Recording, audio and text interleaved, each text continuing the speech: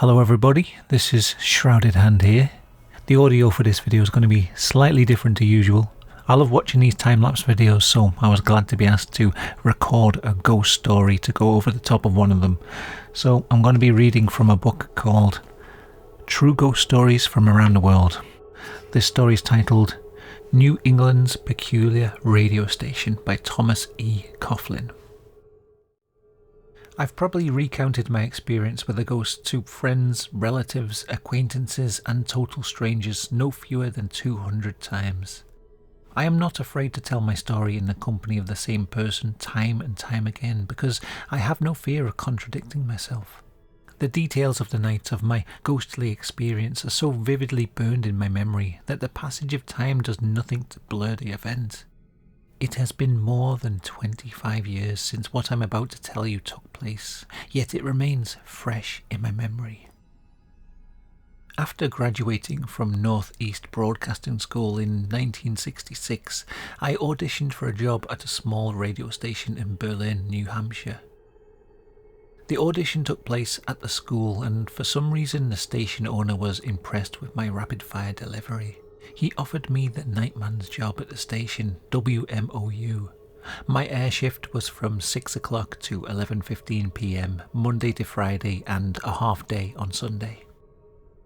The starting pay was $55 a week. As bad as this may sound, you have to keep in mind that this represented my first job offer after about a dozen rejections from stations closer to home, so I took it. I arrived in Berlin, a small paper mill town located in the northern part of the state, in early July, and I reported to WMOU immediately.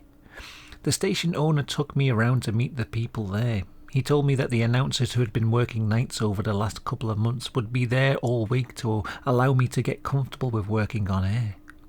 It was Monday, and after finding a place to stay for the night, I would report to work at 6 o'clock. At 6 p.m. I reintroduced myself to the afternoon man, who began to educate me about the radio station. We hit it off immediately, and after a short time we were conversing like old friends. The radio station was on the Boston Red Sox network, so once the game was in progress there would be little for the announcer to do except to give the station ID at the top and bottom of the hour. Sometime during the evening I became aware of a cool, drafty breeze blowing through the control room. It may have been July, but Berlin is in the White Mountains of New Hampshire, and even summer evening temperatures can send you running for a sweater. I asked my friend if he'd mind if I closed the window, and he said no. He then told me, in a serious tone, that he customarily left the window open when he worked alone in the evening. When I asked him why, he said that some night the door to the studio might open, and he might not like what opened it. He said that the window would serve as his escape route. On Tuesday night I was joined by the news director of the station. I had more opportunity to work on the air that night, while the news director spent much of his time in the auxiliary studio producing commercials. At some point I did have some time to speak to him, and I related the story about the open window. I asked him what was going on. He smiled and said that some people there seemed to think that the building had ghosts. I recall getting the impression that he wasn't a believer. I do remember him warning me that this was a very old building and that sometimes there were sounds, and that was it, just there were sounds. Wednesday night came and there was a new babysitter for the Cub announcer. He was a happy-go-lucky fellow with a wide grin who ran the station's country and western programme on the weekends. At one point during the evening he excused himself and said he had to call his wife and tell her not to come in. He added that she usually joined him at 9 o'clock. I must have looked bewildered at this revelation because he went on to explain that he wouldn't work alone in the building after 9 o'clock. During the rest of my first week, I heard no more revelations, no more talk of strange sounds or opening doors. By the following week, I was working alone, with much of my time spent exploring the building during the Red Sox baseball broadcasts. On a few special occasions I heard the floorboards creak, but it didn't bother me. I'd heard similar things back home in Lowell, Massachusetts, growing up in an old tenement block. But then came the first disturbing incident. I'd been working at the station for about 6 months. I'd settled into an on-air routine. I'd begun dating a few local girls, and I felt I was improving in my broadcasting technique. I wasn't making much money, but I was managing to pay the bills. One weeknight after signing off, I was shutting down the station and playing the national anthem. My routine called for me to shut off certain elements of the equipment and then wait for 3 or 4 minutes for it to cool before finally throwing a few more switches and totally shutting down. I had just thrown the initial switches and begun my 3-minute wait when suddenly I heard a clear sequence of footsteps on the floor upstairs. I stood motionless, trying to figure out how anyone had got past me and made their way up into the attic. There was no way, absolutely no way. What made this series of sounds so alarming was that they didn't have the shifting or rolling quality of the sounds that I'd heard and dismissed on other evenings. These steps were clear and distinct. I waited a few more minutes, standing absolutely still, and looked up at the ceiling. Suddenly there came the sound of loud, repetitive jumping on the floor over my head. My heart jumped, and I quickly shut down the equipment, shut off the control room lights, and raced down the darkened stairway and out the front door. My stomach was in a knot from the fear I felt. I did not sleep well that night. The next day when I dropped by at the office, I hesitated before telling my story. I was surprised to find that no one laughed at me. They asked me if I was going to leave, but I said I had no intention of doing so. After a few days and quiet evenings, I was back to my old self. Sometime in the spring of 1967, the engineer at the radio station informed me that an outfit from Cambridge, Massachusetts would be testing our frequency. This meant that I would be required to stay late on a predetermined night. I was informed that this procedure cost the station a lot of money and that I should take this assignment very seriously. It would be a night that I would never forget. My shift that night was nothing out of the ordinary. After signing off at 11:15 p.m, I left the station for a brief period to pick up something to eat, and I arrived back at the station a short time after 11:30.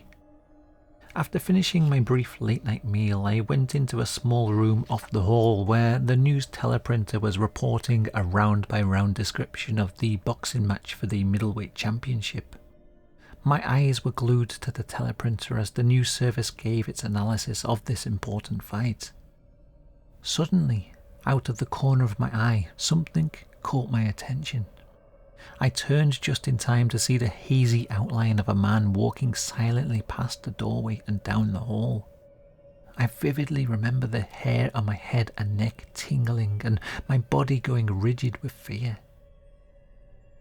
The intensity of my fear was so great that I told myself I could die of fright if I didn't move my body in some way. I reached into my pocket and I took out a rosary that I had begun carrying to work since my experience with the footsteps and the jumping sounds a few months earlier. After a few moments I concluded that if I didn't follow the apparition and maybe relieve some of my fear, then I was still in danger of dying of fright. So I walked out into the hall and looked in the direction that the figure had headed. There was nothing in the hall. I proceeded down the hall and I turned left into the room that led into the attic. The door leading to the engineer's workshop and the attic were open. This was when another wave of fear passed over me. The door had never been open at night. I must have passed by and through that room 50 times that evening, and I'd never once noticed it being open. It was virtually impossible that that door had been open that night without me seeing it. I retreated to the hall and began putting lights on all over the station. After I'd turned on every light on the first floor, I returned to the door that was inexplicably open. Should I close the door leading to the attic and perhaps offend whatever it was that had opened it? Or should I leave it open, which might invite the thing to return to the first floor? After a few moments of hesitation, I decided that I would close the door but leave it ajar. I then began the long vigil of sitting in the control room to wait for the phone call from Cambridge. The call came in at approximately 12:15 AM. I recorded the calibration adjustment for the engineer and I left immediately. The following morning, I told a couple of the office employees what had happened. I felt a need to tell someone. I thought I would receive some ridicule and heckling, but I didn't receive either. The people I spoke to did not act surprised or amused. I recall being somewhat taken aback that my story didn't cause the sort of stir that I had anticipated. Over the next few weeks, I casually inquired into the history of the building, primarily through conversations with older people who were lifelong residents of Berlin. One gentleman, an announcer who did the French-speaking news reports, told me that he thought the building had housed the medical dispensary for the region prior to the construction of Berlin's first hospital. If that was the case, then it was easy to imagine the injured and seriously ill settlers being treated in the building and subsequently some loss of life. Could that account for the level of unexplained activity in the building? A few months later, I left for basic training as part of my 6-year enlistment into the New Hampshire National Guard. I observed no unusual activity in the building between the time that I saw the spirit and the time that I left for Fort Campbell. When I returned to my job in March 1968, the station had moved its studios out of the building and down the street about 10 doors away. Over the years, I've recounted this story to dozens of people. Many times it's met with amusement. I don't get insulted or annoyed by this sort of reaction. It is understandable. Every once in a while my listeners will follow my story with a focused look in their eyes, and this is what makes the recounting of this incident so worthwhile, because more often than not, when I'm finished, they'll ask me, "Can I tell you about something that happened to me?"